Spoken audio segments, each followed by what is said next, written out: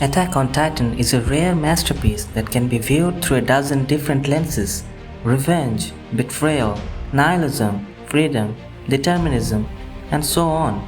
But today, I want to present a different perspective. We are going to examine the two clashing ideologies that form the very foundation of the story: the founding Titans' vow of pacifism and the attack Titans' will for freedom. This is not just a battle of monsters, but a millennia-spanning argument that decided the course of humanity. Welcome to MindCraft, and let's dive in.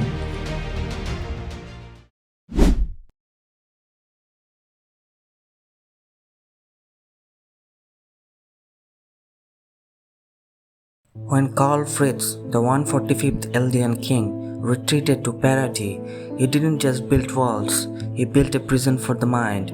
Plagued by the atrocities committed by his ancestors, he made a pact with the founder Ymir within the paths. This vow renouncing war was a metaphysical shackle, ensuring that any royal successor who inherited the founding titan would be possessed by the king's pacifist nihilism. The anime depicts this possession through a haunting visual cue: a sudden radiant glow within the iris, a blank divine stare that signifies the erasure of the host. Whether it was Uri Reis or Historia's sister Frida, the moment the vow took hold, the individual was gone. Only the ghost of the king remained. Frida Reis was a good person, a kind, caring sister to Historia and an obedient daughter to Rod Reis. But when Grisha Yeager begged her to protect the people of the walls, including his family, from the Marleyan invasion, her humanity was overwritten, her expression hardened, her eyes changed, and she could only reiterate the king's desire for Eldian extinction as a form of cosmic atonement. This is the tragedy of the founding titan. His inheritors are eternally bound to a dead man's guilt. They possess the power of a god, but no will of their own to change the world. They are stagnant, trapped in a cycle of suffering that forbids the very concept of freedom. In the king's eyes, a peaceful death was the only true mercy Eldia deserved.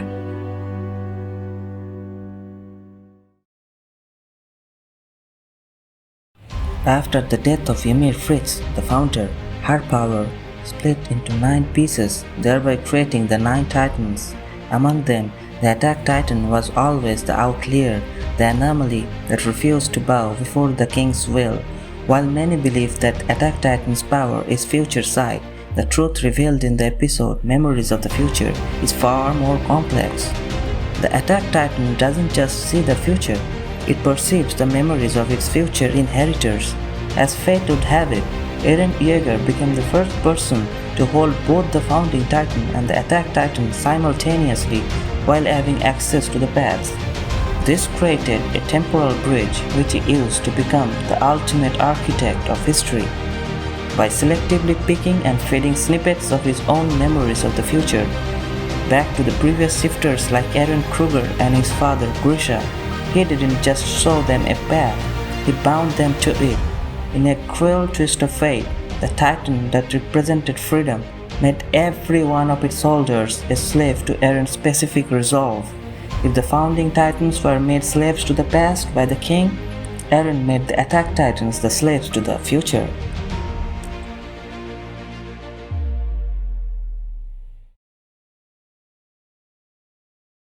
This brings us to the source of it all, the founder Ymir Fritz. To understand the clash between the titans, we must view them as the two conflicting halves of our soul. The founding titan is a manifestation of our 2,000-year-old habit of submission, the slave who could never say no, even after death. It represents the trauma that kept her building titans tirelessly in the eternal silence of the paths. But the attack titan, I believe it was born from the suppressed fragment of her soul that always wanted to be free, the side that opened the pen to let the pigs escape. These two titans represent a crossroads in the Eldian spirit, one leading to eternal penance under the king's vow, the other leading to a violent, relentless pursuit of a future where worlds no longer exist.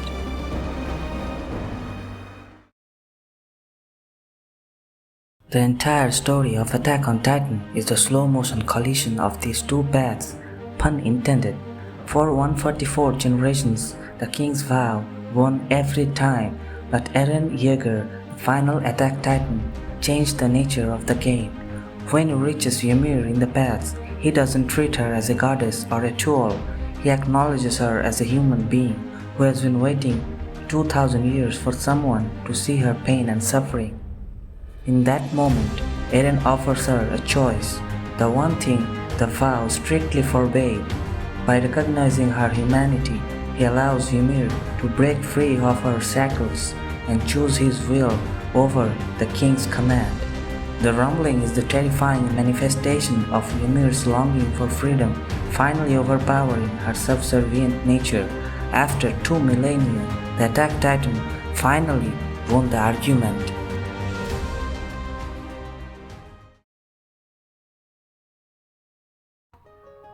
If you enjoyed this deep dive into the lore of Attack on Titan, please leave a like or a comment below with your own theories. If you want to see more content like this, consider subscribing to MindCraft. Thanks for watching, and I will see you in the next video. Cheers!